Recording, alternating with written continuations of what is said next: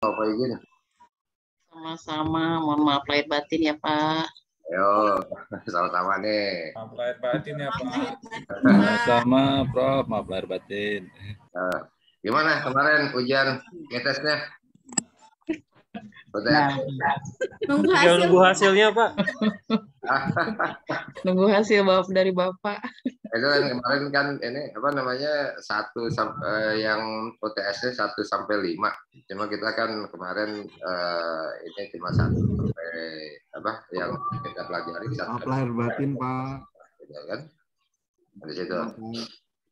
Jadi para mahasiswa sekalian, ini mohon izin nih. Ini kebetulan kan kondisi belum begitu ini nih.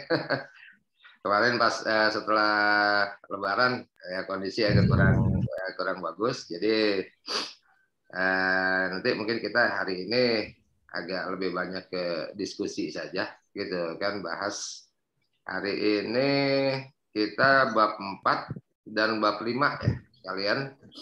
Ya kan bab 4 dan bab 5, tapi nanti mungkin tidak terlalu banyak pengarahan dari saya. Nanti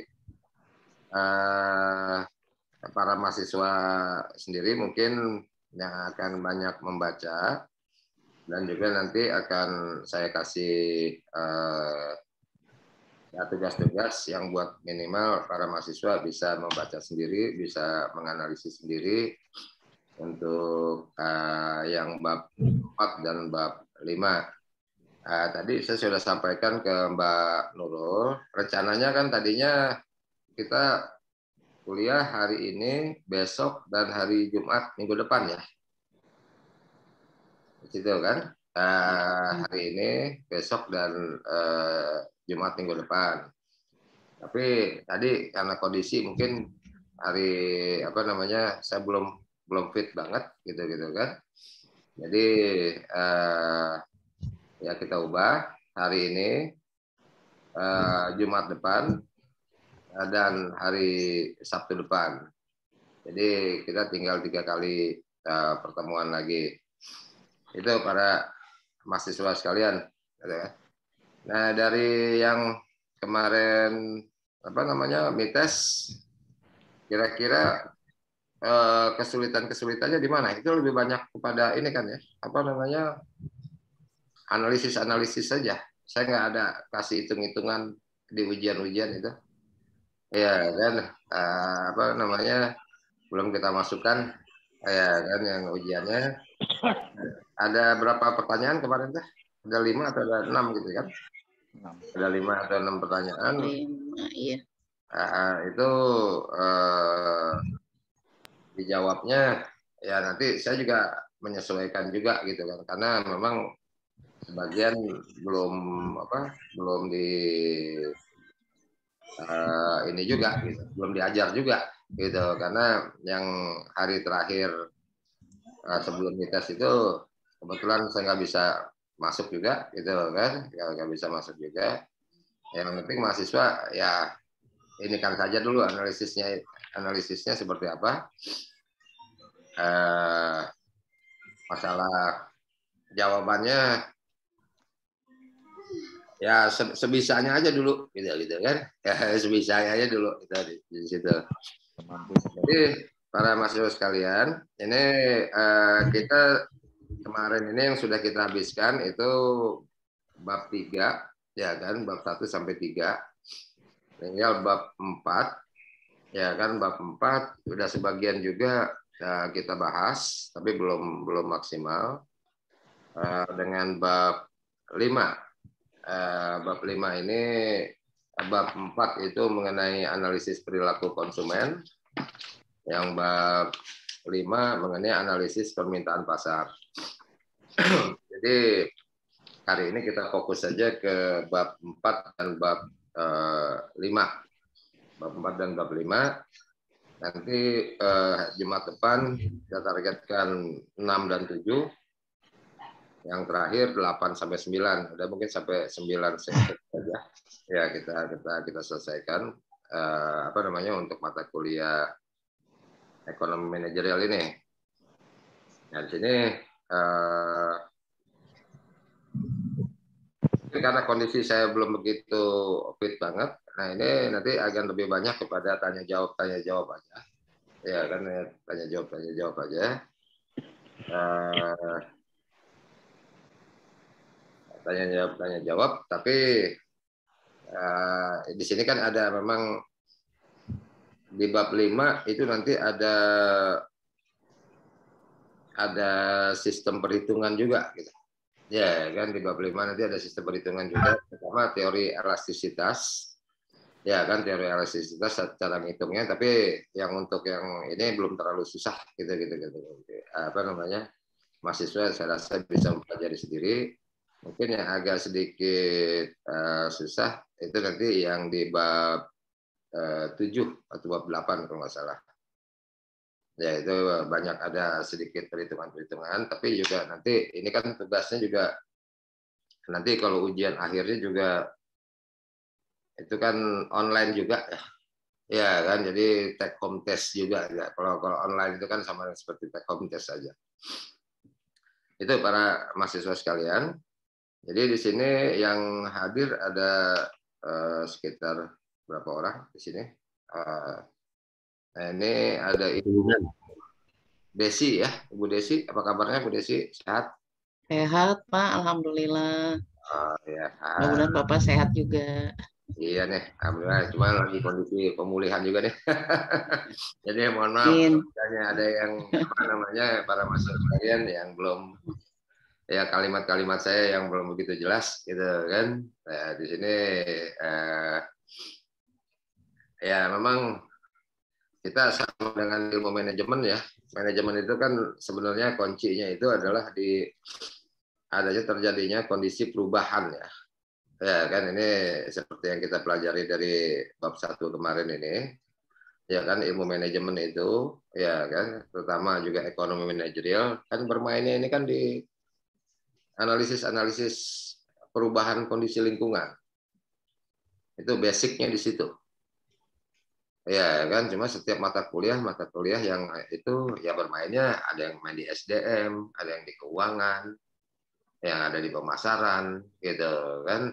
Cuma kalau di ekonomi manajerial ini sebagai basis dasarnya saja, contohnya saja, itu kan lebih banyak kelihatannya main di pemasaran. Sebenarnya kalau dulu itu kan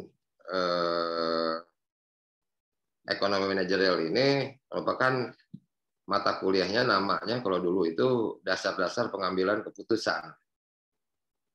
Ya, dasar-dasar pengambilan keputusan kita sebagai manajerial dalam bidang ekonomi, ya kan, manajerial itu kan pengambil keputusan.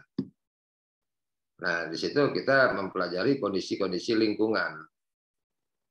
Ya kan, kondisi lingkungan. Lingkungan, ada lingkungan internal, ada yang kemarin nih yang udah kita bahas, ada lingkungan eksternal. Eksternal dan internal itu bersifat dinamis, bergerak. Ya kan, eksternal itu kondisi yang ada di luar, internal itu kondisi yang dalam. Kalau kita misalnya bermain ke dalam diri kita sendiri, ya kondisi internal kita juga itu juga apa namanya, ya berubah juga. Apa yang menyebabkan itu berubah? Itu kemarin Ibu Fatimah Soraya, izin. Ibu Fatimah, gimana Bu Fatimah? Sehat? Izinnya? Alhamdulillah sehat, Pak.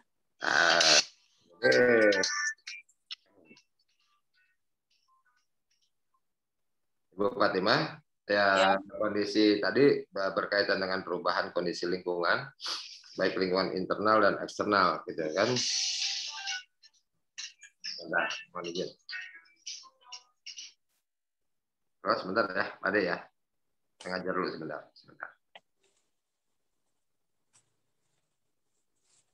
Bu Fatimah, lingkungan internal, eksternal. Sekarang kita nggak usah menganalisis perusahaan atau nggak usah menganalisis yang ini dulu. Kalau internal dalam diri kita sendiri itu apa sebenarnya yang terjadi perubahan? Yang dulunya kita kuat, akhirnya kita ya sejalan dengan usia, akhirnya berubah jadi tidak begitu kuat. yang tadinya kita apa namanya ya muda, ya akhirnya kita menjadi tua. Tadinya kita kuat untuk berpikir, tapi juga akhirnya sejalan dengan apa namanya waktu, ya itu juga terjadi perubahan. Nah ini menurut Mbak Fatimah, kira-kira gimana tuh? Ya kalau misalnya perubahan-perubahan yang ada di dalam ini mempengaruhi apa? Perubahan yang ada dalam diri kita Nah, berpengaruh Pak kepada kehidupan sehari-hari. ya. Contohnya ya itu yang tadi Bapak sebutkan seperti faktor usia ya, itu nggak bisa dipungkiri.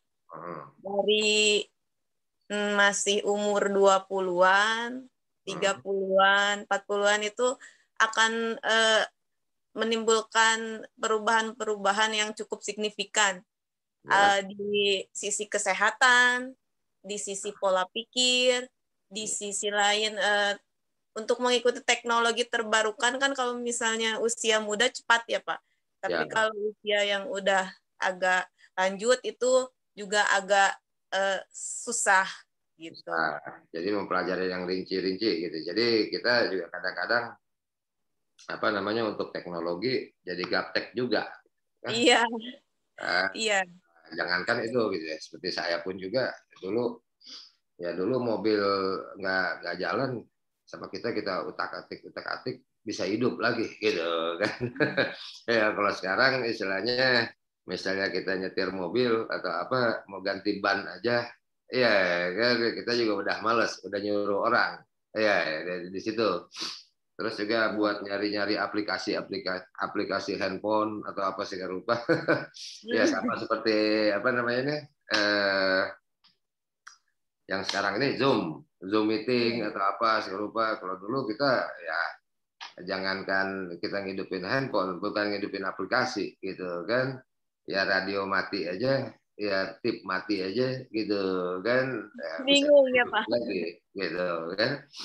Nah ini juga sejalan juga dengan begitu gitu kan. Jadi kondisi lingkungan internal ini basicnya ini juga terjadi perubahan gitu kan. Jadi ya saya dulu boleh dibilang kadang-kadang gitu kan, ya waktu kuliah S1 ya kita merasa apa yang kita ini kan cepat aja gitu kan, kita merasa kita pintar karena apa, otak kita juga masih encer, gula darah kita masih bagus, kolesterol kita masih bagus, ya kan, jadi apa kondisi fisik kita masih bagus. Ya ternyata ya kemarin pun juga ya saya juga kemarinnya walaupun saya dosen ekonomi manajerial lupa kondisi lingkungan juga gitu. Padahal usia kita sekarang sudah ya tidak muda lagi. Ya kan biasanya kita kalau misalnya dalam keadaan biasa kita tidak sakit. Ya kan. Ya saya baru masuk rumah sakit baru seumur-umur baru kemarin ini aja pas lebaran. Iya kan ya, di situ gitu. Biasanya saya juga pemain basket, saya juga dulu olahraga keras gitu kan, tapi waktu umur 20-an, paling tinggi umur 30-an. Iya kan, badan kita nggak pegel-pegel. Karena apa? Aliran darah kita masih bagus. Tapi pada sejalan dengan usia, ya kan itu apa namanya? Ya kondisi fisik ya udah pasti kita juga harus menyesuaikan. Ya kita olahraganya jangan olahraga keras lagi. Ya kan kita juga apa namanya? Ya aktivitas juga agak lebih gitu kan. Nah, makanya seringkali ya waktu saya kuliah S1 sama waktu kuliah doktor ya itu berbeda. Ya kan berbeda. Jadi memang agak sedikit kita lebih lambat. Tapi ini buat mahasiswa, kita kan dengan kuliah kita di ekonomi apa namanya manajemen. Nah, ini kan yang penting kan covering daripada pemahaman dari ini. Makanya kalau kuliah S2, S3 itu lebih banyak kepada analisisnya. Ya, kan kepada analisisnya. Ini yang dulu berbeda, saya dulu kuliah sampai S3, sampai doktor, itu masih hitung-hitungan gitu. Masih belajar ekonometri, masih belajar ini gitu kan. Kebetulan ya memang beberapa tahun yang lalu waktu kita kuliah ya berbeda dengan kita kuliah pada hari ini. Ya dulu walaupun kita dokter, kuliah dokter, S3, tetap aja juga disuruh-suruh ke depan. Ya kan disuruh-suruh ke depan untuk mengerjakan soal. Ya kan mengerjakan soal, dikasih ini, dosen kerjanya juga cuma nyuruh-nyuruh dan marah-marah. Kan? Nah, tapi sekarang dengan kondisi sekarang, kondisi lingkungan berubah, ya kan sistem pembelajaran kita nggak bisa kita terapkan yang seperti itu lagi, gitu kan. Nah, jadi manajemen ini yaitu kondisi lingkungan internal dan eksternal tadi yang itu bergerak. Ya, kan bersifat dinamis. Nah, ini di bab 4 ini wawasan dulu berpikir dari mahasiswa ya. Ya, kan ini semua mata kuliah. Keuangan, manajemen apa semuanya main di sini-sini aja sebenarnya. Ya, kan di relativitas ini. Ya kan, makanya catatan kemarin pas waktu ujian itu juga sebenarnya analisis itu longgar aja. Ya kan, analisis itu longgar aja. Kita bermain di pendapat kita aja. Ya kan, analisis longgar maksudnya ya sesuaikan aja dengan kondisi lingkungan yang berubah. Jadi kan ujian-ujian tadi kan yang di MITES saya rasa ya berkutat di situ-situ aja. Itu kan cuma materinya aja yang ada analisis perilaku konsumen, ada analisis apa namanya itu supply and demand. Nah, kalau ilmu ekonomi itu kan semuanya basis ekonomi itu akan adalah supply and demand. Supply and demand itu bergeraknya apa namanya nggak statis, bersifat tidak statis, dinamis. Kadang-kadang permintaan meningkat. Ya kan, kadang-kadang penawaran meningkat. Nah, kalau lagi penawaran meningkat, itu biasanya harga seperti apa, Ibu Fatimah? Siap. Kalau penawaran demand kalau supply ya, itu kan ilmu ekonomi kan supply and demand ya. Iya. Ya kan, supply and demand. Supply meningkat, demand menurun. Nah, harga itu naik apa turun? Penawaran meningkat, Ya. harga akan naik. Penawaran meningkat. Penawaran kan supply ya. Yang kebutuhan apa? Demand. Kebutuhannya biasa aja. Nah, jadi diingat itu supply demand. Ini rumusnya di mata kuliah kita di ekonomi, di manajerial, dan di ilmu manajemen itu semuanya bermain di supply and demand. Supply and demand. Supply adalah keberadaan barang kan? Iya kan, keberadaan barang. Itu kan ketersediaan barang. Ketersediaan barang berlimpah. Tapi orang yang minta sedikit. Harga naik apa turun? Turun. Oh. Iya, kan harga turun. Kalau supply meningkat, demand menurun, harga Naik. ya harga turun kan kalau supply meningkat. Supply itu keberadaan barang. Demand permintaan, kebutuhan. Ya kan, demand kebutuhan. Misalnya sekarang yang barang yang lagi dibutuhkan ini apa nih? Pak Yan Wijaya. Sekarang yang lagi jadi barang yang memang ini gitu, primer sekali ini apa sekarang? Pangan ya. Ini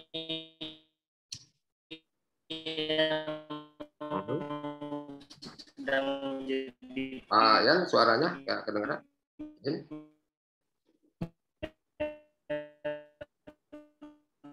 Pak Yan suaranya nggak ini. Beralih dulu, coba ke Pak Rinaldo ya, Pak Rinaldo ya.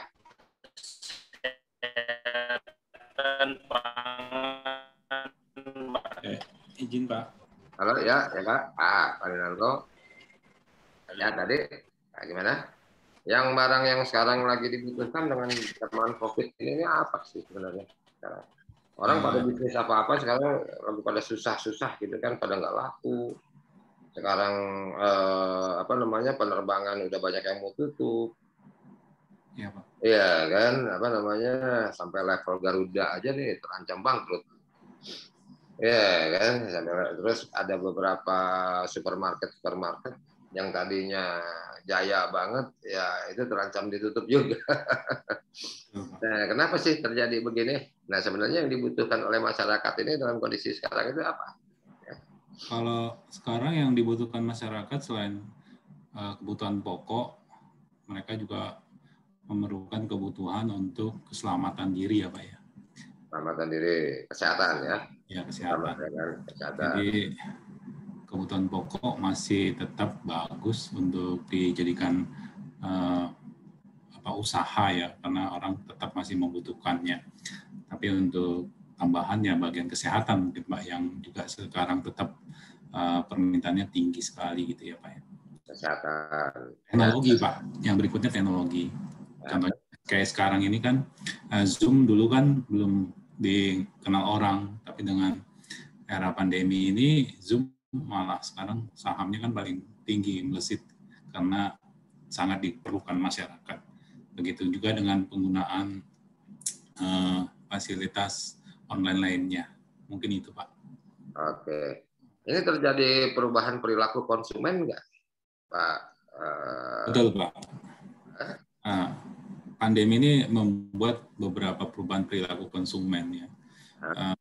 Ya seperti yang sekarang biasanya masyarakat selain kebutuhan pokok, sandang, papan, jadi banyak yang berubah kebutuhannya karena pendapatan mereka juga turun, jadi mengurangi membeli barang-barang sandang ya, gitu. Kebutuhan sandang juga mungkin tidak begitu penting di era pandemi ini karena masyarakat lebih banyak di rumah saja atau berkegiatan dengan telemedicine, berhubungan jarak jauh gitu Pak. Banyak kebutuhan-kebutuhan yang dialihkan gitu. Untuk kebutuhan pangan mungkin juga berubah, biasanya orang ke restoran, tapi sekarang hanya membeli secara online saja gitu. Jadi segi bisnis lainnya berubah gitu. Biasanya transportasi pangan itu tidak terlalu tinggi. Sekarang kebutuhan Gojek dan lain-lain itu seperti cukup tinggi sekali gitu Pak. Oke, jadi semua ini dipaksa nih. Iya kan, dalam 2 tahun ini jadi dipaksa berubah gitu kan. Jadi sistem apa serupa gitu. Dan di sini ini kan terjadi sekarang ini adalah kondisi ekonomi bukan di kita saja, tapi seluruh dunia. Itu terjadi pengurangan aktivitas. Pengurangan aktivitas mengakibatkan pengurangan penurunan perputaran uang. Ya kan? Jadi penurunan perputaran uang gitu. Nah, dengan terjadinya penurunan perputaran uang, akhirnya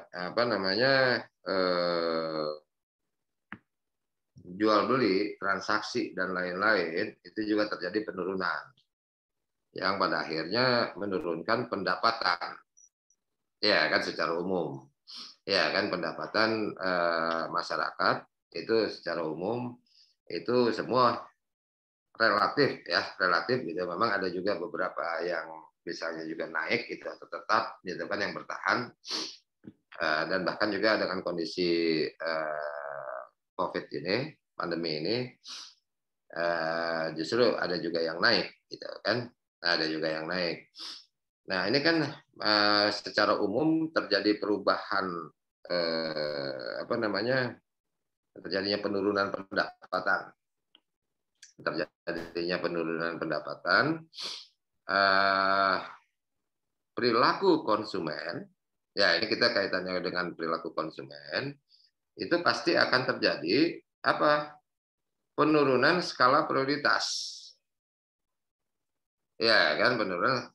Kalau dulu dalam keadaan ekonomi lagi maju, mungkin kita kebutuhan kita, kalau tadi seperti Pak Dinalko tadi sampaikan, ya kan nggak seperti itu, gitu kan. Kalau misalnya dalam kondisi yang lagi bagus, ya kita bukan hanya kebutuhan primer saja, ya kan, bukan hanya kebutuhan primer saja, tapi kebutuhan sekunder, tersier, portier, mungkin fiftier, ya itu masih tetap akan laku. Nah kalau sekarang kan dengan kondisi COVID gini terjadinya penurunan secara domino tadi, ya kan apa namanya pendapatan tadi, orang akhirnya ini kan skala prioritas, akhirnya yang tadinya dia portier jadi tersier, ya kan turun ke hanya tersier. Yang tadinya tersier menurun menjadi hanya memenuhi kebutuhan sekunder. Yang tadinya kebutuhan sekunder, kalau misalnya keadaan makin parah lagi, dia hanya bagian primer saja. Nah, tadi Pak Rinalko sampaikan, malah sekarang bukan sampai ke mana namanya primer saja. Yang bagian primer sebenarnya sandang pangan papan itu kan primer. Ya kan, sandang pangan papan dan sandang pangan dan papan itu kan primer. Nah sekarang nggak semuanya yang primer tadi juga yang diambil. Ya kan, pakaian sekarang masih bisa dipakai, pakai aja dulu. Yang tadinya kita berbelanja tiap bulan itu beli baju, sekarang mungkin 6 bulan atau 1 tahun baru kita beli baju. Ya kan, di situ gitu. Jadi terjadinya penurunan skala prioritas tadi. Ini salah satu perubahan kondisi perilaku konsumen. Ya kan, kondisi perilaku konsumen tadi dia menurunkan ininya. Ya kan, ngurangin. Ya kan, yang tadinya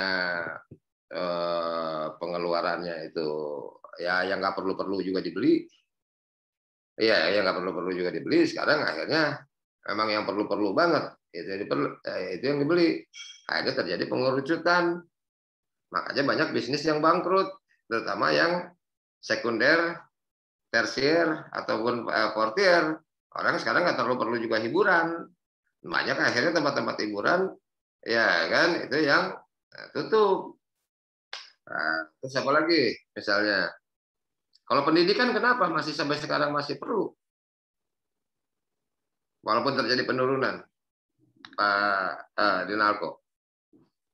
Pendidikan. Pendidikan ya, karena pendidikan kan investasi jangka panjang ya Pak ya, dan wajib untuk dipenuhi. Jadi pendidikan tetap masih sangat dibutuhkan. Malah pendidikan malah harus dikuatkan ya Pak ya, karena dengan kondisi yang sangat sulit seperti ini, orang bisa lepas dari pandemi ya dengan pendidikan Pak, untuk jangka panjangnya gitu, dengan mengetahui cara menemukan solusi berbagai macam sektor, baik kesehatan, transportasi, komunikasi, orang baru bebas dari pandemi gitu Pak.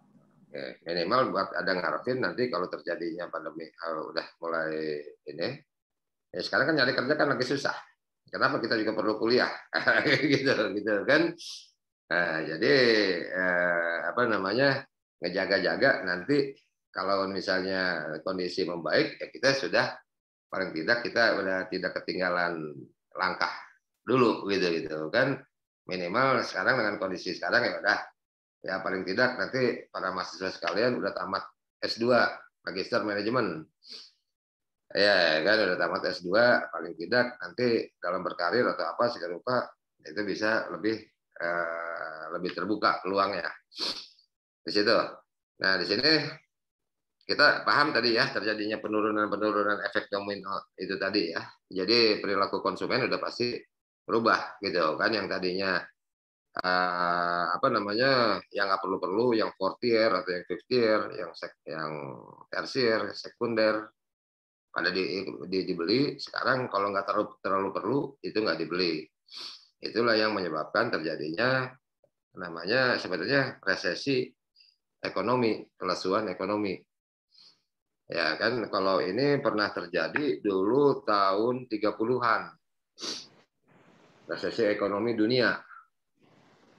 Ya kan, setelah Perang Dunia Pertama. Ya kan, Malaysia namanya itu dulu. Gitu kan. Nah, di situ. Itu para mahasiswa sekalian. Terus yang masih kita dilanjut ke bahasan selanjutnya, masih di perilaku konsumen. Di sini para mahasiswa itu Pak Lutfi hadir, Pak Lutfi. Hadir, Pak. Pak Lutfi, itu di halaman selanjutnya itu ada jenis-jenis perilaku konsumen. Ya kan, ini udah terima itunya ya, berkasnya ya dari Pak Arif. Sudah, Pak. Sudah kan? Iya, Pak. Jenis-jenis perilaku konsumen. Ada konsumen rasional, ada konsumen irasional. Nah, menurut Pak Lutfi, konsumen rasional itu yang kayak gimana sih sebenarnya? Konsumen rasional itu hanya membeli sesuai dengan kebutuhan saja, Pak. Sesuai dengan kebutuhan. Dengan pokok.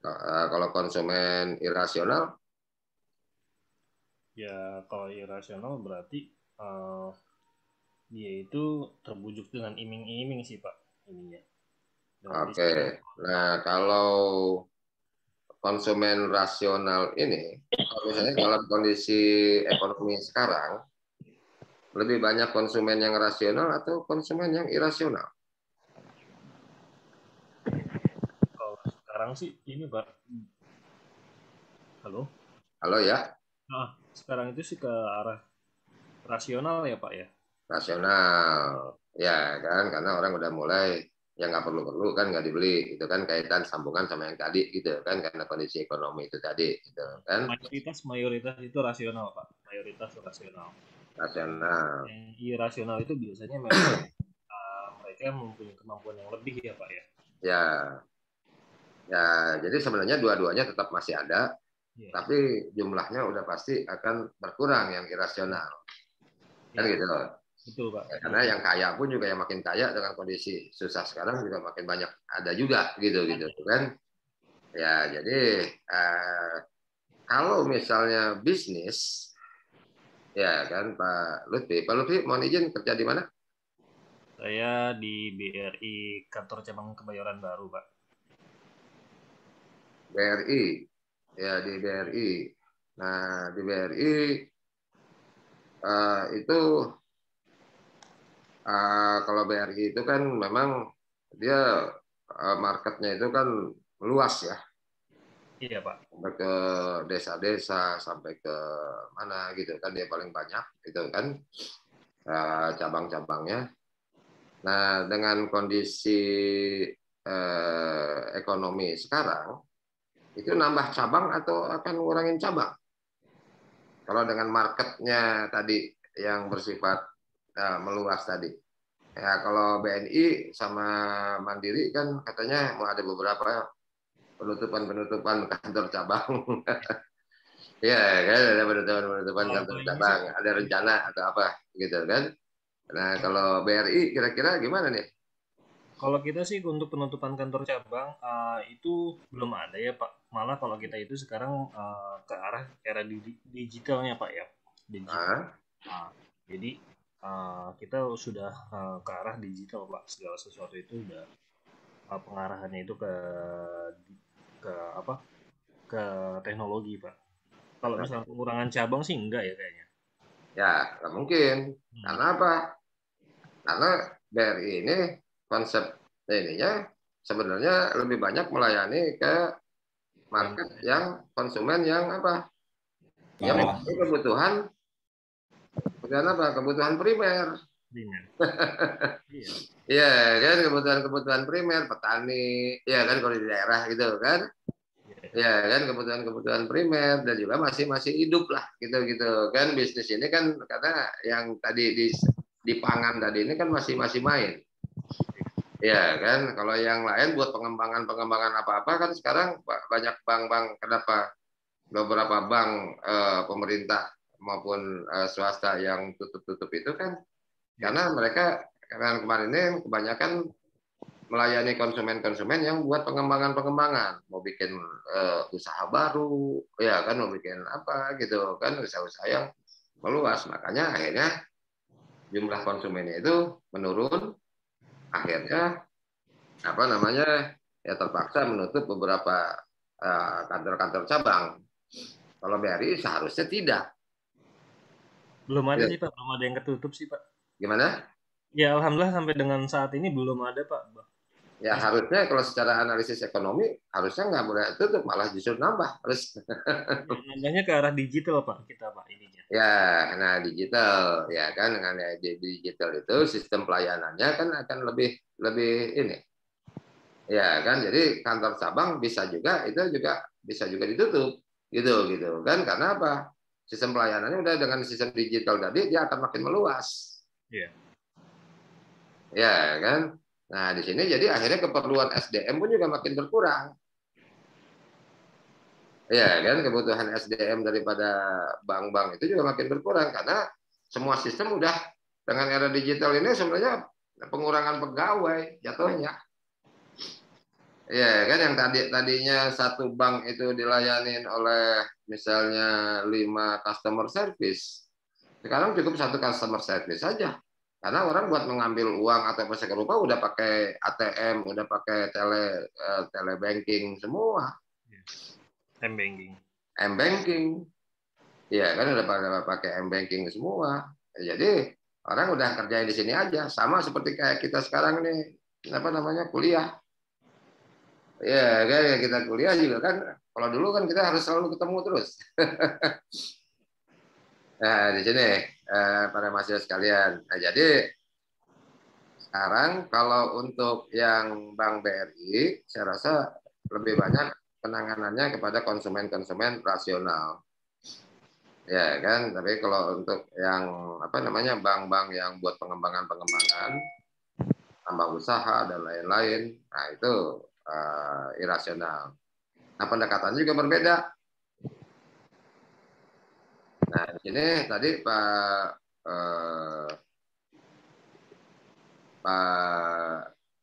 Yan Wijaya, izin, Pak Yan dinas di mana? Kerja di mana? Pak Yan Wijaya, oke. Ya, malam Pak. Nah, Bapak kerja di mana? Di Bogor Pak. Apa itu usahanya? Ininya? Di Pegawai Negeri Pak. Pegawai Negeri di Kemenki Bogor.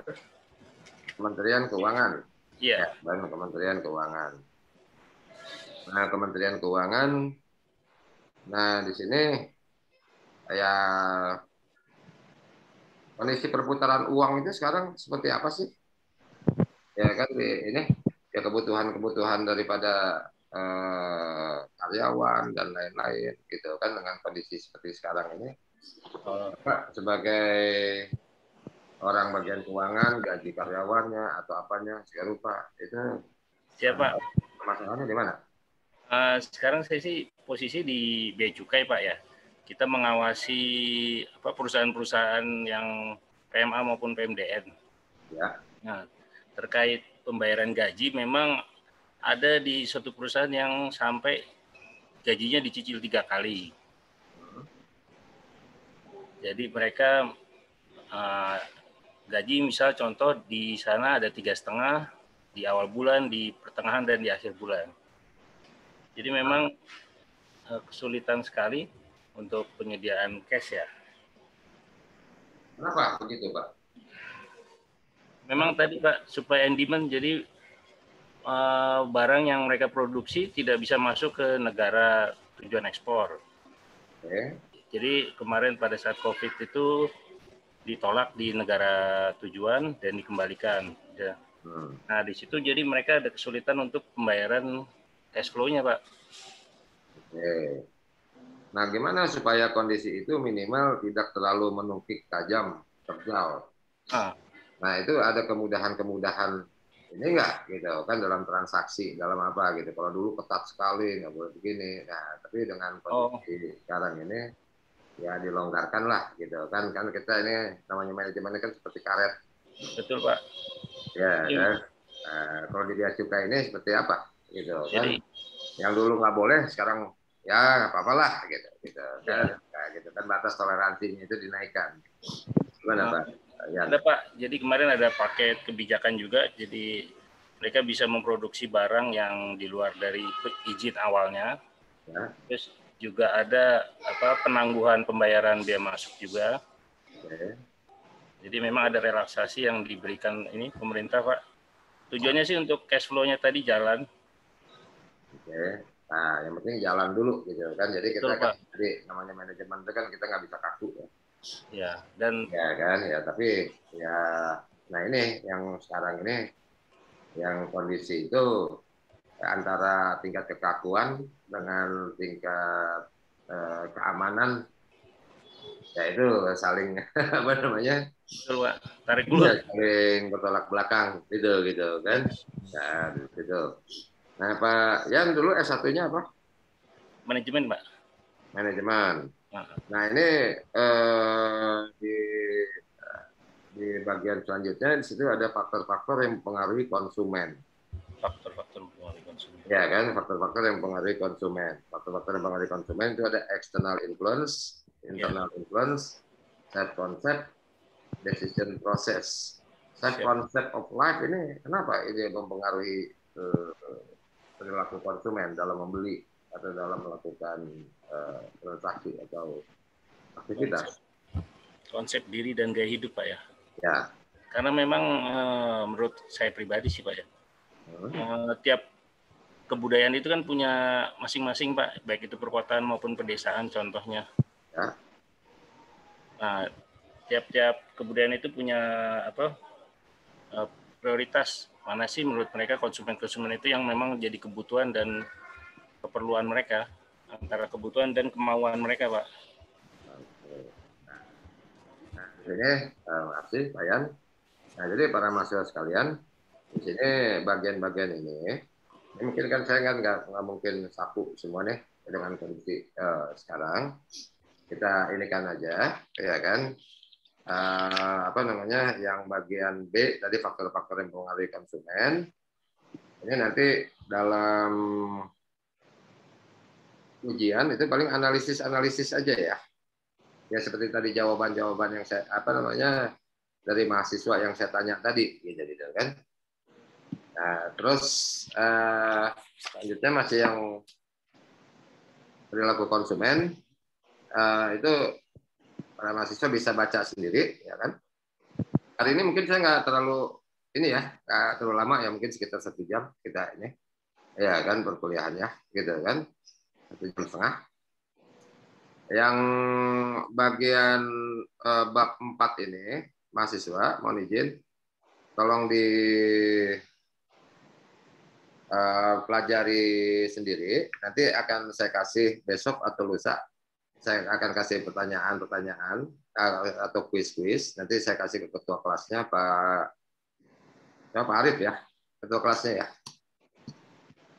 Ketua kelasnya. Ya Pak. Betul Pak. Ya kan, nanti saya kasih ke Pak Arif. Jadi pertanyaan-pertanyaan supaya mahasiswa bisa connect sendiri dari materi yang di sini, gitu kan.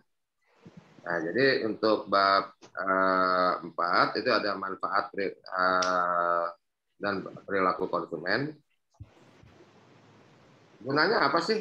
Ini nih kita mempelajari perilaku konsumen, Pak Edi, Pak Suara. Pak Edi, izin. Ya Pak. Nah, Pak Edi dinas mana? Izin. Saya di PNS Pak. Di PNS? Kemaritiman dan Investasi Pak. Oh gitu. Nah konsumennya itu apa? Siapa tuh? Kalau kami kan ini Pak ya, Kemen Koordinator Pak. Jadi membawahi 7 kementerian teknis Pak. Ya. Nah, kan ada yang dilayanin kan? Ya, pelayanannya kami kepada 7. Ini kan sebenarnya bukan pembeli aja. Iya, Pak. Iya kan, nah ini jadi mungkin para mahasiswa coba ininya apa namanya mindset ininya gitu kan. Ya konsumen ini ya seperti tadi bea cukai, konsumennya siapa? Ya kan di situ tetap ada juga kan kita bukannya jual beli aja. Konsumen itu kan ya keberadaan daripada tadi perusahaan apa namanya kantor Pak Edi apa tadi? Kemudian koordinator, Pak. Koordinator kemaritiman dan investasi, Pak. Kemaritiman dan investasi. Yang diurus itu apa? Ya, jadi kementerian itu. Nah, kan gitu kan. Iya. Jadi tugas kami kan sinkondal ya, Pak. Sinkronisasi, koordinasi dan pengendalian terhadap 7 kementerian di bawah kami, Pak. Ya. Kementerian Kelautan dan Perikanan, pariwisata, kemudian apa namanya? BKPM, ya, kemudian perhubungan gitu. Jadi nah, sekarang ini pariwisata dulu dah, yang gampang. Ya, Pak. Ya kan pariwisataan gitu kan. Itu konsumennya siapa? Yang harus Bapak urus. Ya, jadi gini Pak. Jadi kami mengkoordinasikan tentang pariwisata dengan bekerja sama tentunya dengan Kementerian Teknis, Kementerian Pariwisata itu Pak. Jadi bagaimana pariwisata di daerah-daerah ya di negara kita ini bisa terus berkembang. Kayak contohnya Pak, misalnya sekarang nih Bali sedang lesu Pak, sedang lesu pariwisata khususnya dari ini turis asing ya Pak ya. Nah itulah dari Menteri kami Pak Luhut ini meminta agar setiap kementerian gitu khususnya di pariwisata ini sedang disiapkan bagaimana namanya WFB gitu Pak, biasanya WFH ya atau WFO, ini WFB, Work from Bali gitu. Jadi bagaimana Bali yang sedang lesu ini dari turis-turis mancanegara bisa bergerak lagi dengan khususnya didatangi oleh apa namanya aparatur ya para ASN gitu Pak, khususnya di pariwisata. Di kami juga sedang disiapkan juga bagaimana untuk kita bekerja di Bali. Jadi seperti itu contohnya gitu Pak. Konsumennya, anggaplah konsumennya khusus untuk yang pariwisata ini adalah apa namanya wisatawan domestik dan wisatawan mancanegara kan? Ya, khususnya memang wilayah mancanegara tentunya Pak, karena itu yang mendatangkan devisa bagi negara kita gitu Pak.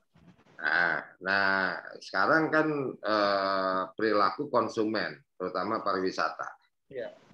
Itu kan tabrakan terus nih kondisinya.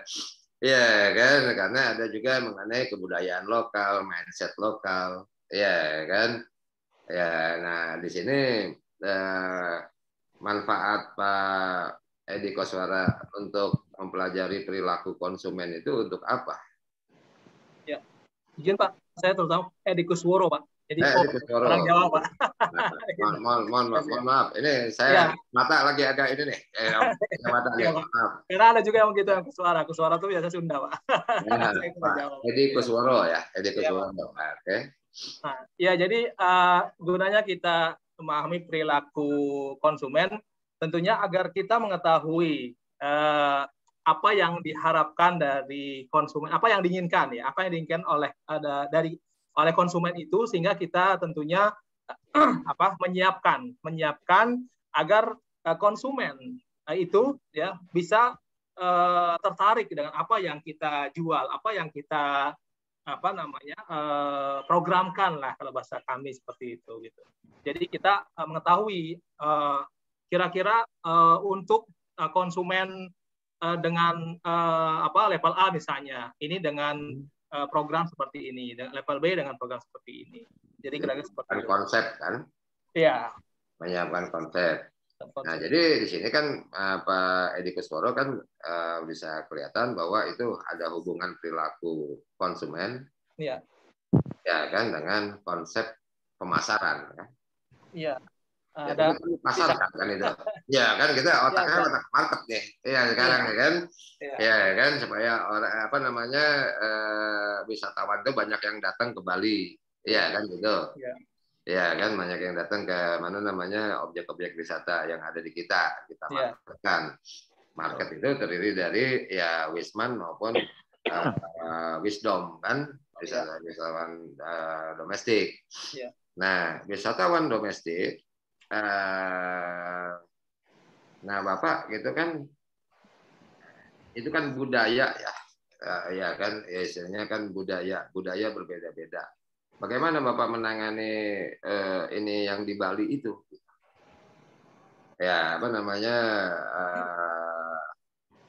Ya Bali kan anggaplah gitu kan budaya Barat, ya kan budaya mana gitu. Itu kan akhirnya sedangkan di kita juga kemarin ini beberapa tahun yang lalu, setahun yang lalu, 2 tahun yang lalu, ya kan apa namanya? Religinya ya kan makin ini gitu kan, budaya lokalnya itu yang perlu minta diperhatikan juga gitu kan. Nah gimana nih Pak Edi? Iya, jadi tentunya kita melihat budaya lokal ya Pak, untuk terus dikembangkan budaya lokal di mana wisata itu misalnya di Bali, maka bagaimana budaya-budaya Bali bisa dijual ya, bisa terus dikembangkan sehingga wisata mancanegara ya khususnya itu tertarik dengan budaya Bali. Misalnya dengan tarian kecak Pak gitu. Jadi saya berapa kali ke Bali kebetulan Pak gitu ya. Jadi wisatawan mancanegara ya, orang-orang luar itu senang dengan tari kecak itu misalnya seperti itu. Dan juga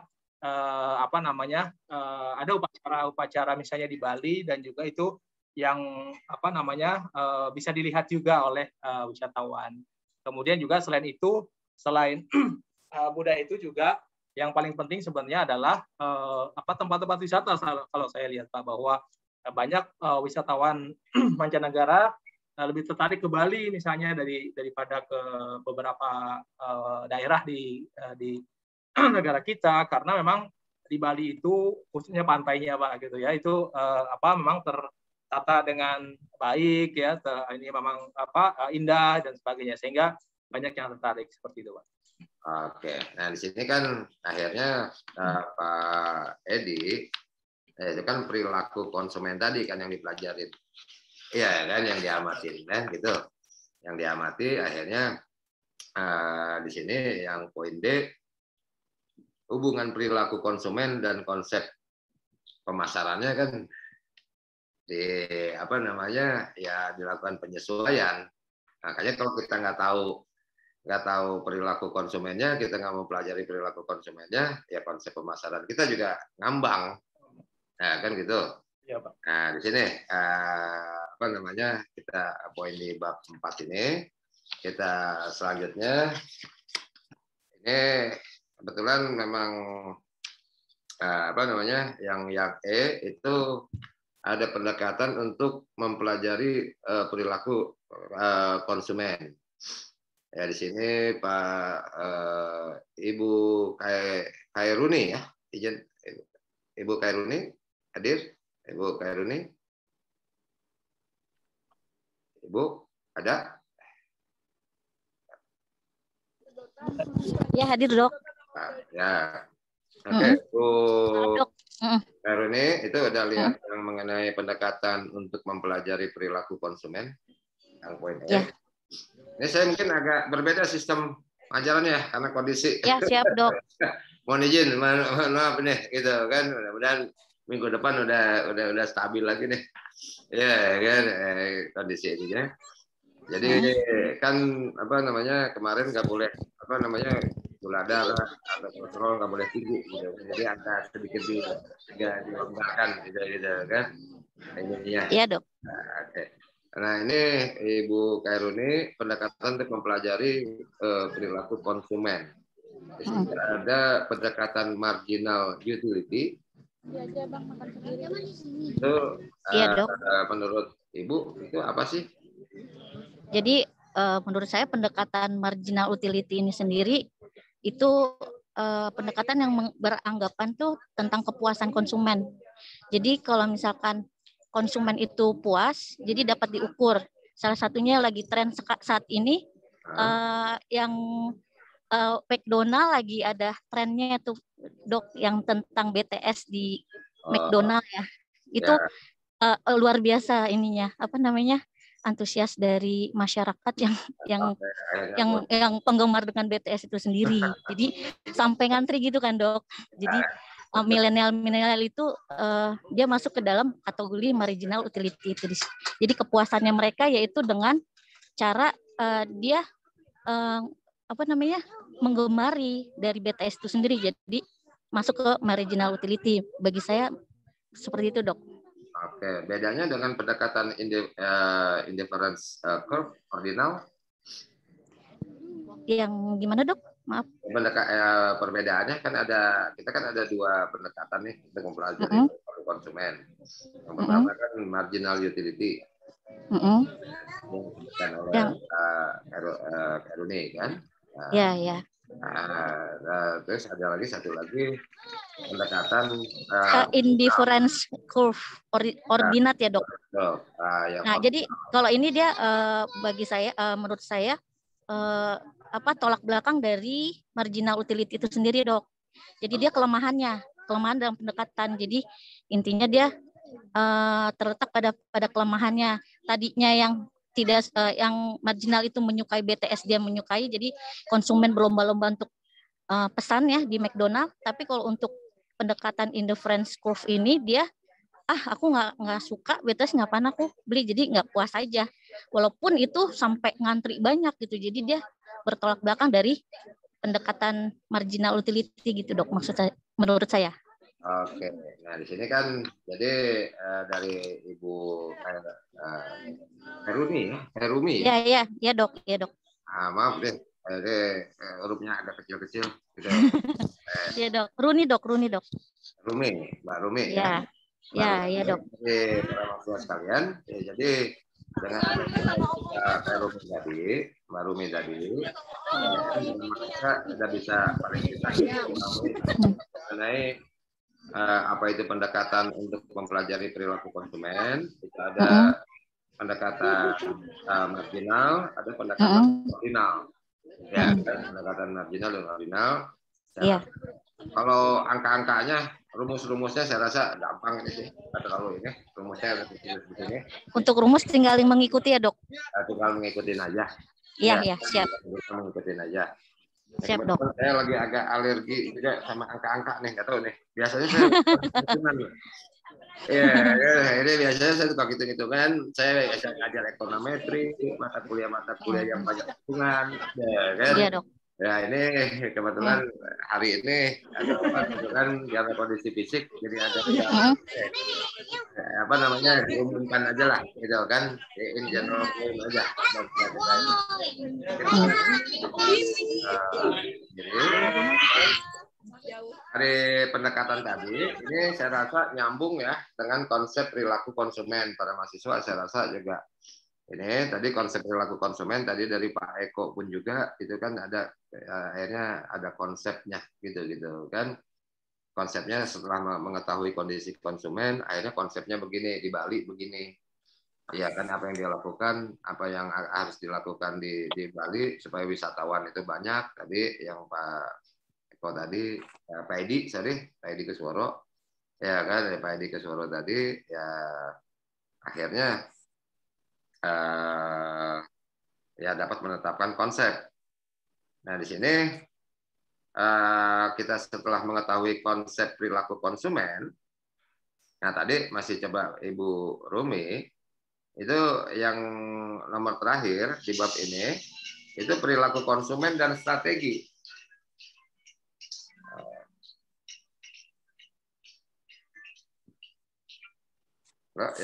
Bentar ya, nanti saya telepon lagi. Bentar, telepon lagi. Pak Rumi, perilaku konsumen. Nah tadi kaitannya dengan apa McDonald tadi ya, Pak Rumi ya. Kaitan dengan ini, itu strategi apa? Ya dengan kondisi, kenapa perilaku konsumen seperti apa sih? Gitu yang bisa akhirnya menimbulkan apa namanya tadi akhirnya terjadi banyak Grab yang pada antrian di situ, pada numpuk sampai akhirnya kena teguran dari Pemda. Perilaku seperti apa tuh sebenarnya, Mbak? Bagi saya sepertinya perilaku konsumtif ya, Dok ya. Jadi demi kepuasan konsumen yang uncontrol tersebut, jadi masuk dalam kategori konsumen ini marginal utility. Ya, utility itu dapat diukur dengan uang, terus dia juga hukumnya masuk ke hukum gosen, terus konsumen berusaha memaksimalkan kepuasannya. Jadi masuk ke kategori marginal utility, Dok. Kelihatannya long last akan begitu. Betul nggak, Dok? Masih belum fokusnya. Gimana, Dok? Long Betul nggak, last Dok? jangka panjang nggak kayak gitu? Tadi itu. Atau karena lagi produk baru aja kan? Kalau dari sisi psikolog saya lihat suatu masyarakat yang notabene-nya dia ada kepuasan dengan mengidolakan suatu kayak artis gitu, itu akan lama, Dok, jenjangnya. Dia itu sampai kita kasih obat pun kalau memang dia sudah interesting, dia sudah kontak batin, aku suka banget nih sama ini, maksudnya kepuasannya dia seperti itu, biasanya akan long distance. Jadi dia akan lama itu produk. Seperti kayak KFC, dia kan mengeluarkan kaset-kaset yang lagi in. Itu sampai sekarang aku tahu dari 2016 tuh itu marketnya KFC menggunakan dengan lagu-lagu yang sedang tren. Sampai saat ini 2021 masih saya lihat grafik marketnya masih bagus. Nah, McDonald mengikuti itu, makanya dengan brandnya BTS ini sampai alas-alasnya aja mereka sampai laminating di itu akan bisa lama long distance, Dok. Gitu bagi saya, tapi nanti lihat ke depannya juga nggak ngerti. Dia akan panjang. Kalau memang BTS itu akan masih terus booming di sisi musikalnya, di mungkin tampangnya yang imut-imut, yang Korea gitu, yang wanita-wanita maupun yang cowok ya, mungkin ada banyak juga yang suka dengan karakternya, kelembutannya, kegantengannya, terus suaranya yang bagus, itu akan bisa lama, Dok. Bagi saya dari sisi psikolog, Dok. Konsumennya itu akan puas, akan terus berlanjut gitu, Dok. Oke, dari sisi ekonomi juga begitu, gitu kan? Ekonomi juga akan begitu, akan terus. Kan, jadi di sini itu akan including, Dok, mengikuti hal ekonomi itu sendiri. Karena kan dari sisi kepuasan. Dengan case McDonald ini kan kita udah akhirnya ketahuan kan. Jadi perilaku konsumen itu emang dibungkus dengan strateginya itu gitu kan. Pas gitu kan. Pas lagi booming. Usaha-usaha yang lain lagi pada turun gitu. Naik. Tapi juga kan ada kendalanya juga, hambatan apa tuh? Kondisi lingkungan eksternalnya yang menjadi hambatan, yang menjadi ancaman. Yang jadi ancaman hambatan itu sendiri karena dari pandemi sendiri ya, Dok. Jadi tidak boleh 3M-nya itu kan mereka otomatis 3 jam ngantri, berkerumun. Jadi Pemda itu kan takut akan ada kurva tinggi lagi di COVID. Jadi makanya ada beberapa gerai McD itu ditutup karena saking gila-gilanya ngantri itu, Dok. Aku sih baca berita ya, Dok, karena aku sendiri nggak begitu suka BTS, cuman aku ngikutin tren-tren market ini karena terkait dengan saya kerja di instansi kesehatan, jadi kurva COVID itu masih meningkat dari 2.000 menjadi 7.000, itu signifikan banget, 30% naiknya. Pemerintah worry, jadi gerai-gerai itu ditutup, itu salah satu kendalanya mereka, nggak bisa growth panjang gitu.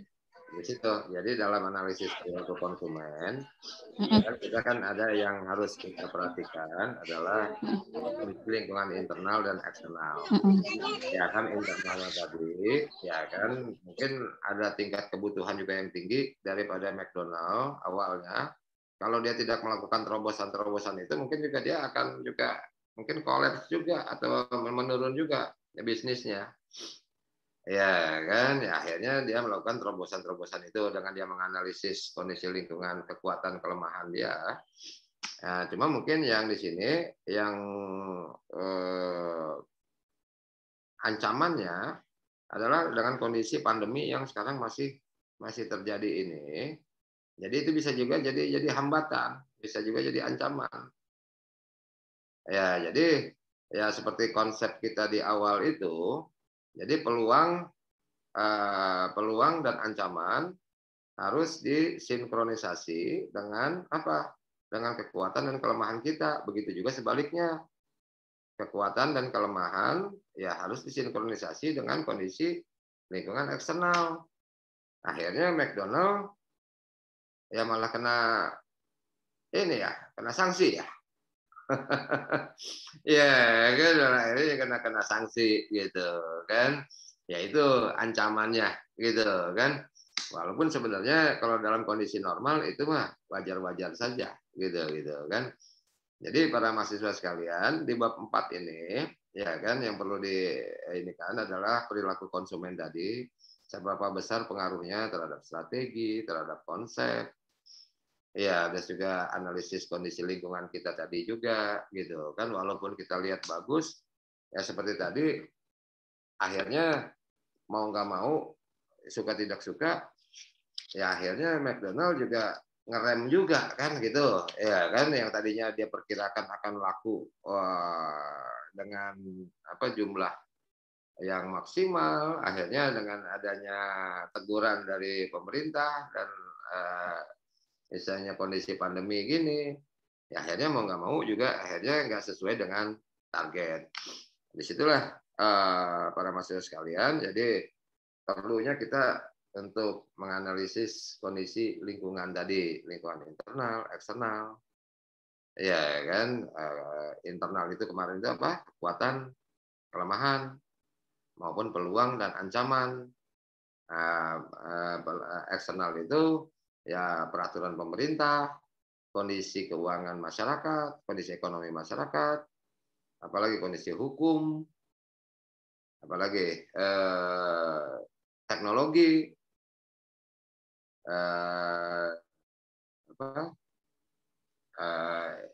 sosial budaya. Nah ini saya rasa bab 4 ini konsepnya tetap dibungkus oleh para mahasiswa sekalian dengan analisis kondisi lingkungan tadi itu juga gitu ya. Nanti kalau ada pertanyaan-pertanyaan di dalam ujian gitu. Saya rasa kemarin kan ada juga tuh di mana namanya di MITES. Ya kan, paling mahasiswa ya menganalisis seperti Mbak kayak Rumi tadi itu aja, gitu kan. Nah kalau saya sebenarnya dalam ujian termasuk yang MITES kemarin itu jawabannya kita lihat dari kualitas daripada analisisnya saja, gitu kan, ya analisisnya. Karena kalau namanya manajemen itu kan bersifat relatif. Ada yang bilang seperti Ibu Desi bilang itu benar. Saya nilai bagus, gitu kan. Terus Pak Ibu Mbak Kairumi bilang itu jelek, tapi nilainya juga sama. Ya tergantung daripada analisisnya aja, gitu kan. Nah terus yang bab 5 para mahasiswa sekalian, ini adalah analisis permintaan pasar. Ya kan, analisis permintaan pasar. Di sini mungkin poin-poin yang perlu dipelajari oleh mahasiswa di sini terutama di sini yang harus diinikan adalah elastisitas ya. Ya kan yang ada rumusnya, nanti mungkin ada hitung-hitungannya. Ya kan yang ada hitung-hitungannya. Jadi kalau yang lain-lain kan seperti misalnya ini para mahasiswa bisa baca sendiri gitu kan, yang bab 5. Kalau yang di awal-awal di depan analisis permintaan pasar, menentukan pasar yang relevan, menganalisis permintaan primer, kan untuk pasar relevan dan lain-lain. Ini bisa para mahasiswa apa itu permintaan efektif, apa itu permintaan absolut. Saya rasa itu bisa dibaca sendiri, gitu kan? Ya, mungkin saya ini kan. Nah di sini yang paling utama di sini adalah mengenai elastisitas. Ya. elastisitas itu tadi berkaitan juga dengan supply and demand. Supply and demand berkaitan juga dengan harga. Ya kan? Nah, di situ. Jadi elastisitas ini kan sama juga tadi seperti yang saya sampaikan tadi, sama seperti karet juga gitu. Nah, apa sih elastisitas itu? Ya kalau harga kita tadi misalnya 1 juta, ya kan harga 1 juta laku 10 barang, 10 item. Ya kan 1 juta laku 10 item. Contohnya harga kita turunkan. Harga kita turunkan dari 1 juta ke 900.000. Lakunya 15 item. Elastis apa tidak elastis itu? Para mahasiswa sekalian, Pak Sobri, izin? Ada Pak Sobri hadir? Pak Sobri, Ibu Fatimah? Ibu Fatimah? Ibu Fatimah, dinas di mana? Siap, di kepolisian, Pak. Kepolisian. Kepolisian. Kalau di kepolisian, elastisitasnya apa nih? Ya kan, kalau kita kaitkan itu, gitu kan. Ibu, kalau apa namanya kita alihkan ke pasar ya. Ya walaupun nggak berkaitan dengan kepolisian. Kita ini semuanya kan kalau kita anggap ini kita asosiasikan berupa barang ya. Ya kan supply and demand. Kalau barang di apa namanya harga dinaikkan, itu biasanya terjadi kecenderungan penjualan menurun atau meningkat. Menurun, Pak. Menurun. Kenapa menurun? Karena orang akan berpikir 2 kali untuk membeli barang tersebut. Oke. Tapi ada juga barang ya kan yang harga dinaikkan justru malah meningkat penjualannya. Ada. Harga diturunkan justru penjualan makin menurun. Nah, jenis-jenis produk apa nih yang Mbak Fatimah ketahui kira-kira? Ini kan terjadi terbalik, negatif. Biasanya barang-barang yang limited edition ya. Limited edition. Oke. Iya, yang jarang itu. Jadi dia barang sedikit, terus harga naik, tetap orang mencari. Oke. Apalagi kalau itu orang-orang tersebut biasa memakai barang tersebut gitu. Jadi kalau pakai produk yang lain yang harganya lebih rendah saat ini, dia tidak cocok. Jadi dia akan beli berdasarkan kebutuhan masing-masing menurut saya. Oke, jadi bisa jadi itu barang-barang lux. Ya, barang-barang lux atau barang-barang yang konsumennya masyarakat menengah ke atas. Yang gengsi. Ya, yang berdasarkan gengsi. Berdasarkan gengsi. Kalau diturun seperti misalnya mobil-mobil mewah, Ferrari, ya kan Lamborghini dan lain-lain gitu kan. Walaupun marketnya terbatas, tapi dia terjadi penurunan penjualan. Kalau harga itu diturunkan, kenapa itu Mbak Fatimah? Kalau diturunkan, karena prestis itu, gengsi nilainya itu jika harganya itu diturunkan, konsumen yang biasa membeli barang-barang tersebut akan merasa itu gengsinya turun. Menurut dia itu suatu kebanggaan ya. Kebanggaan jika membeli barang yang harganya itu fantastis dan hanya dia yang memiliki barang tersebut. Nah, kalau harganya diturunkan, otomatis beberapa orang itu akan membeli barang yang sama. Oke.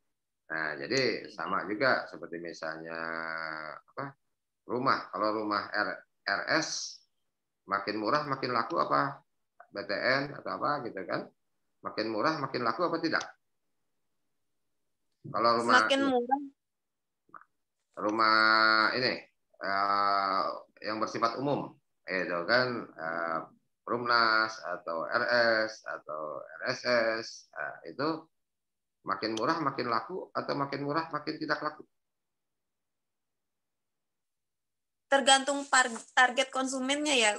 Menurut saya sih semakin murah semakin laku karena sekarang banyak masyarakat yang belum memiliki rumah.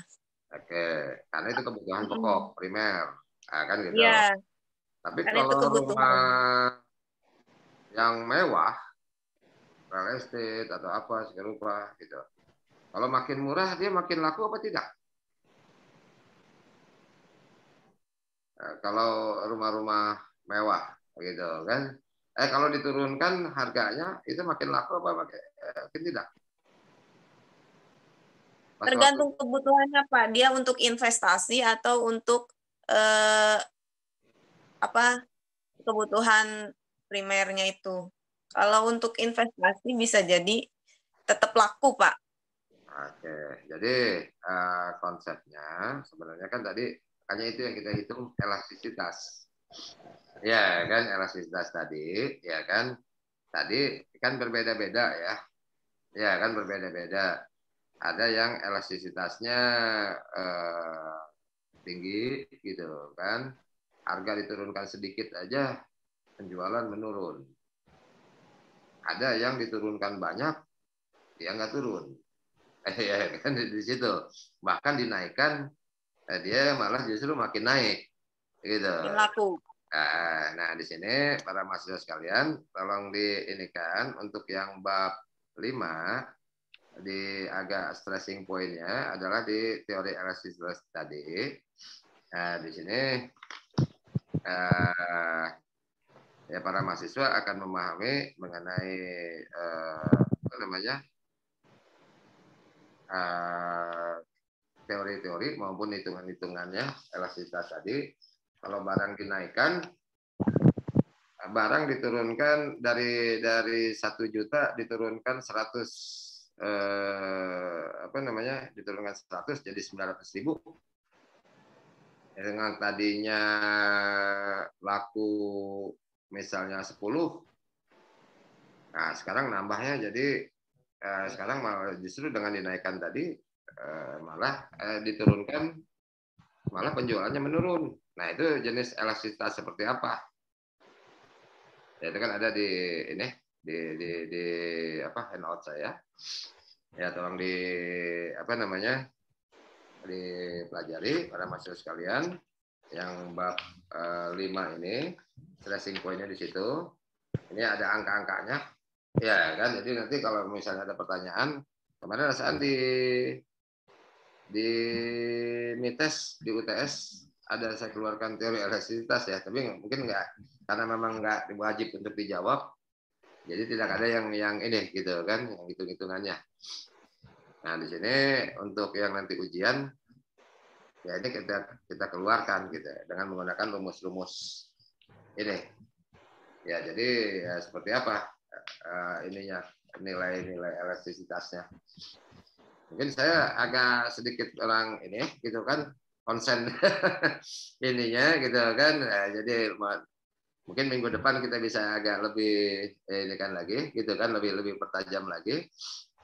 Nah, di sini para mahasiswa targetnya tadi teori elastisitas, hitung-hitungan elastisitas, jenis-jenis elastisitas, kurva-kurvanya. Ya, ini tolong dibaca dulu sendiri gitu kan, nanti minggu depan sebelum apa namanya kuliah kita ngelanjut ke yang lebih lanjut kita inikan lagi gitu kan, kita bahas sedikit di depan. Tapi saya rasa dengan membaca ini aja dah hitung-hitungannya ada, angka rumus-rumusnya ada gitu kan, jenis-jenisnya juga ada gitu kan. Saya rasa ini mohon izin para mahasiswa ini hari ini mungkin nggak begitu maksimal ya saya apa namanya kita perkuliahannya gitu kan untuk penyampaian materinya ya karena kondisi itu tadi gitu kan ya, tapi saya rasa ini di handout ini saya rasa udah agak lebih banyak kita kita kupas, tinggal mahasiswa nanti ya apa ya namanya mengasosiasikan dengan kondisi realitas yang terjadi sehari-hari gitu kan. Ada pertanyaan para mahasiswa sekalian sampai bab 5 ini? Ya walaupun tidak maksimal ya, mohon izin. Ya kan yang sekarang ini. Ya Bapak, yang penting sehat Bapak, Pak. Ya jadi memang apa namanya ya satu ya kondisi kesehatan, yang kedua ya biasanya emang kalau ekonomi manajerial ini mata kuliahnya dengan sistem online ini lagi kita cari ini juga gitu kan, karena ada hitung-hitungannya atau apa-apanya. Kalau biasa kan kita langsung mahasiswa kita sama-sama kerjakan ya kan, sama-sama kerjakan kalau ada rumus-rumus atau ada apa-apa. Nah sekarang yang bersifat matematik ini nih ya kan, yang bersifat matematik ini apa namanya konsep sistemnya dengan kondisi fisik sekarang nggak begitu apa namanya fokus, nggak begitu konsen, nggak begitu maksimal. Nah ini apa namanya mungkin hanya tercapai 60%, 70%. Dari situ. Itu para mahasiswa sekalian, ada ini pertanyaan Pak Edi. Izin Pak, kalau hitung-hitungan mungkin kalau boleh Pak usul mungkin diberikan dalam handout-nya atau ini Pak ada contoh gitu Pak, misalnya untuk hitungan apa, sehingga kami juga ketika nanti ada soal seperti itu kami sudah tahu rumusnya atau apa itu seperti itu Pak gitu. Nah ini sekarang gini aja, kalau ini kita ganti-ganti aja latihannya. Kalau untuk rumus-rumus soal dari rumus ini kan udah ada nih contohnya. Iya. Nah kan udah ada. Kita ganti-ganti aja angka-angkanya. Di handout ada ya Pak ya? Di handout ada ini kan? Oh iya. Nah, ya kan di handout ada juga definisinya, nanti kategorinya juga itu udah ada gitu kan. Kebetulan biasanya ini sama saya bahas habis gitu kan. Ya cuma sekarang ini lagi hitung itu apa namanya, lagi nggak connect sama angka gitu kan, lagi alergi sama angka gitu kan. Iya Pak. Jadi di sini kan ada jenis-jenis elastisitas yang negatif seperti apa gitu kan, yang positif seperti apa gitu kan.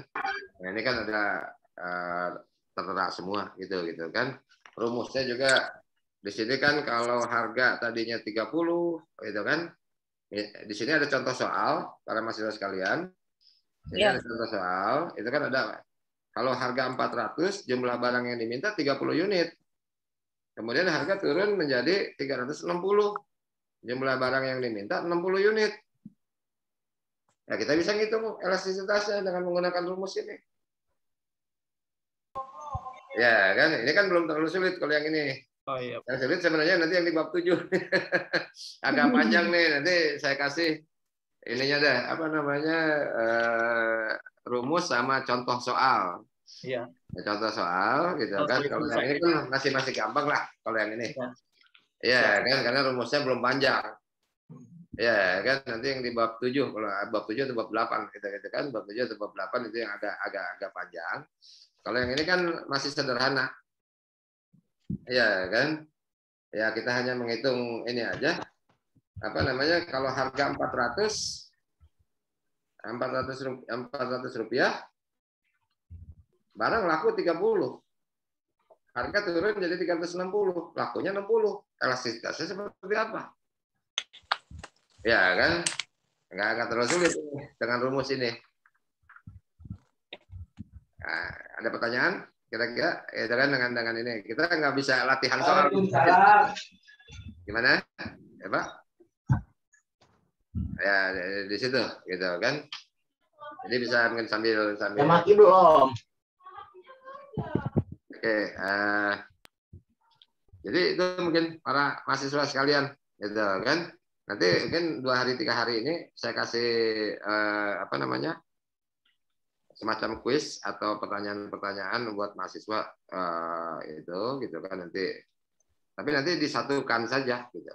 Tapi pada paling tidak mahasiswa udah bisa dapat dulu gambaran gitu kan mengenai materi yang bab 4 dan bab 5 ini. Dan juga nanti pertanyaan hitungan ini ya ubah-ubah aja angkanya. Yang tadinya 400 jadi 500. Terus yang di sini tadinya turun jadi naik. Elastisitasnya seperti apa? Gitu. Karena ini belum terlalu sulit. Yang sulit nanti yang di bab 7, bab 8 nih. Bab 8 kalau nggak salah. Gitu kan agak panjang gitu ininya. Ya kan itu elastisitasnya. Nah, di situ. Itu para mahasiswa sekalian, Pak Edi, Pak ini, Ibu Desi, yang lain-lain juga ini bisa mengurangi ininya, itu kan. Iya, Pak. Yang lain juga itu nggak tercover semua nih mahasiswanya. Ya. Semoga cepat sembuh, Pak. Semoga cepat sembuh, Pak. Terima kasih Istirahat, banyak istirahat. Sekarang udah. Bu Pak Kemal, mohon izin, maaf tadi nggak bisa aktif ya Pak dalam perjalanan. Oh ya nggak apa-apa. Pak Ketua baru hadir nih Pak. Jadi nanti mungkin diinikan ke Pak Arif, gitu kan, apa namanya, ada kita buat covering tadi materi yang bab 4 dan bab 5 tadi buat ngebungkusnya, gitu kan. Saya ini kan dengan pertanyaan-pertanyaan, gitu kan.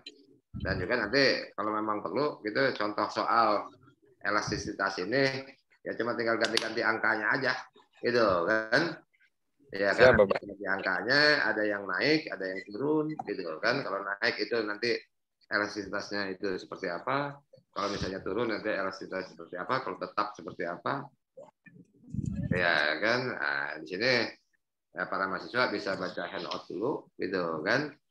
Hari Senin atau hari apa nanti saya berikan kuis, tapi kuis itu bukan kalau kita udah S2 ini kan sebenarnya rekanan ya bukan antara murid dan mahasiswa. Murid dan guru lagi, ya kan, di diskusi, ya kan. Di sini kita sifatnya hanya mungkin dengan kondisi COVID, dengan kondisi sistem online gini, kita paling hanya bisa memandu saja, gitu kan. Nah, di sini para mahasiswa sekalian, saya rasa itu ada yang lain-lain, Ibu Fatimah dan Ibu Yani. Yang lain? Cukup, Pak. Gimana? Cukup. Oh, oke. Yang lain-lain nih, nggak kesebut satu-satu nih. Ya, Ibu Cinta, Pak Andri. Terima kasih banyak, Pak. Terima kasih banyak, Pak. Terima kasih, Pak. Boleh ya, Pak? Terima kasih, Pak. Semoga Bapak cepat sembuh.